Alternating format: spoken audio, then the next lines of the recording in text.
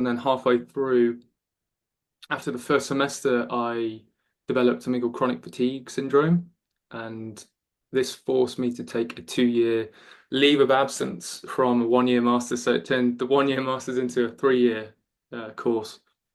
And during this time when I was recovering from chronic fatigue, when I was on this leave of absence, I came across, it was the pandemic hit a year on into halfway through into that. And I was becoming familiar with people at different breathwork practitioners, such as the Wim Hof Method, and I was Hmm. practicing that, and also was listening to your podcast on Joe Rogan Experience with James Nestor, who wrote Breath, Hmm. and he was talking about these people like doctors Richard Brown and Patricia Gerbach out of the Breath Body Mind Foundation in New York, who were doing amazing work. So I reached out to them, and I trained with them, and I trained with Richard, and he really helped me heal from chronic fatigue syndrome.